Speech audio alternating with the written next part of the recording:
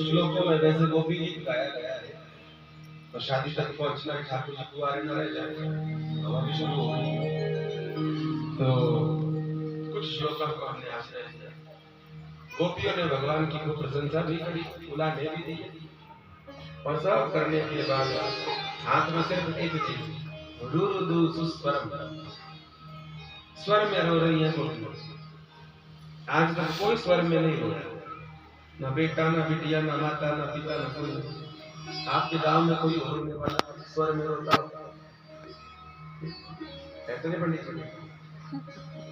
या आप कहो कि आ जाओ थोड़ी देर रो लो, बड़ा बढ़िया रोते हो, बोलते ऐसा क्या? नहीं बोलते। तो सुखदेव जी ने गलत लिखा है क्या? सुस्वरम राजा। गोपियां रो रही हैं, रुरुदुहु सुस्वरम राजन, और आगे क्या लिखा? कृष्ण दर्शन लालसा, भगवान से मिलने की लालसा है और उनको प्राप्त करने के लिए रो रही हैं। भगवान के लिए कोई भी चीज अर्पण कर दी जाए वो प्रसाद हो जाती है, इसलिए गोपियों का रोना भी गीत बन गया। और भगवान को सबसे प्रिय यही गीत है।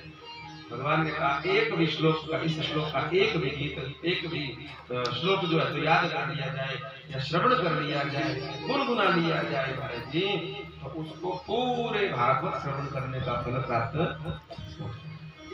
और सभी श्लोकों का उच्चारण होता है, जहाँ जहाँ समय होता है वहाँ करते भी, गाते भी।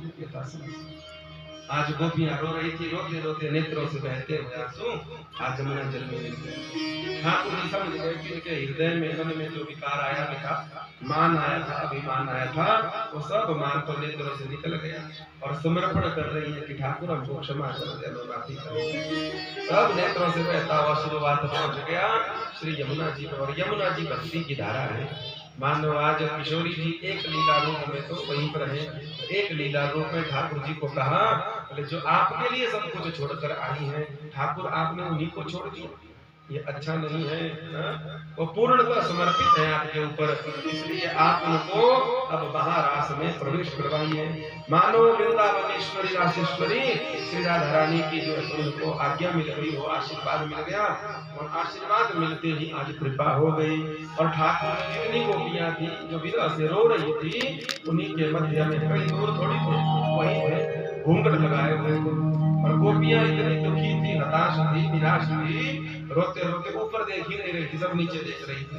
ठाकुर जी ने घूंघट पीछे किया और देखा यहाँ पर जो है तो हमको कोई देख ही नहीं रही है। तब ठाकुर जी ने जो है तो बंशी उठाई और उठा करके तुरंत अधरों पे लगाई और सुंदर वेणुनाद किया।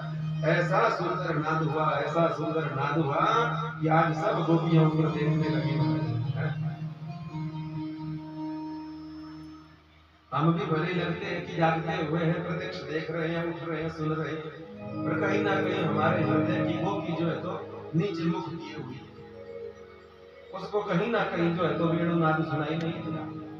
नहीं तो यहाँ पर गोपियों के सामने जब ठाकुर जी ने वंशी नाद किया तो एकदम से चौकन्नी हो गई। चौकन्नी होकर के ठाकुर जी को सामने देखा, इतनी प्रसन्न हुई कि किसी ने तो पकड़ लिया कि अब जाने नहीं देगी। किसी ने पृष्ठ भाग से, किसी ने हाथ से, किसी ने चरण पकड़ लिए, कुछ थोड़ी दूर भी खड़ी रही, वही रोती रही। क्यों? बोले पहले भी गलती हो गई थी, अब दोबारा गलती होकर फिर ना चले जाए, अब दोबारा इनका विरह हम सहन नहीं कर सकते। इतना दिव्य रास, अब तो ऐसा रास कि एक कृष्ण एक गोपी, एक कृष्ण एक गोपी, ऐसे समूह बने। कहीं पर बीच में राधा कृष्ण, चारों तरफ गोपियां जो है जुट बनाए हुए हैं, कहीं पर चारों तरफ राधा कृष्ण झूम रहे हैं, बीच में एक एक गोपी है, ऐसे जुट के जुट जो है तो बन गए। और जब वंशी नाद हुई तो और कोई नहीं, देवता यक्ष गंधर्व किन्नर सब आ गए, सब गोपी भाव में पहुंचे। एक पुरुष केवल कृष्ण, बाकी सब गोपी। स्त्री बनकर नहीं पहुंचा जा सकता, पुरुष बनकर भी नहीं, गोपी बनकर पहुंचे सब। हम कथा में कहते हैं कि लक्ष्मी जी नहीं आई, लक्ष्मी जी को एंटर थी ना कि हम लक्ष्मी, हम थोड़ी कैसे आएंगे, तो वैकुंठ खाली हो गया। और जब लक्ष्मी जी को कोई चाय पिलाने वाला भी नहीं मिला, तब ढूंढने लगे सब कहाँ चले गए। तो पता चला वो तो चले गए, ब्रज में रास हो रहा है। लक्ष्मी जी भी आई, बड़ी छनमन करती होगी। ठाकुर जी ने कहा बाहरी नहीं, भाग्यवान बाहरी। क्यों? बोले बैकुंठ में छनमन चलेगी, ऐश्वर्य चलेगा, यहाँ पर तो गोपी भाव से आना पड़ेगा। हाँ, ऐसे छनमन में नहीं बनेगी बात। बाहरी नहीं, लक्ष्मी जी ने कहा हम तो ऐसे आएंगे, लक्ष्मी बनकर बाहरी। आज तक बेचारी बाहरी बनी बेल बेल जाएंगे ना ब्रज 84 कोस में, तो देखना जहाँ पर जो परिधि है 84 कोस की, उसके भीतर लक्ष्मी जी को प्रवेश नहीं है, बाहर ही खड़ी अभिमान चढ़। और दूसरे बाहर खड़े हुए कौन? शनि देव। बोले हम ग्रह हैं, ऐसे थोड़ी आएंगे। ग्रह तो ठीक ठहरे, पर पिपलाद मुनि और हनुमान का नाम दो तो शनि भी आ जाते, पर वो सब पहले आ चुके थे। बोले नहीं तो बाहर जरूरत भी नहीं है, ये वैसे भी लंगड़ा है, बाहर रहेगा तो बढ़िया है। यहाँ भी परेशान करेगा, ग्रह बनेगा तो खोपड़ी में बैठेगा, 7.5 साल तक जान नहीं छोड़ेगा, इसलिए बाहर ही बैठा रहेगा।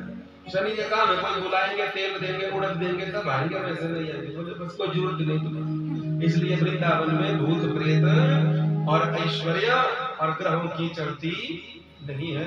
जहाँ ठाकुर बैठे वहां पर कहाँ भूत प्रेत आएंगे? बोल भक्त वत्सल भगवान की जय। तो आपसे इसलिए कह रहे हैं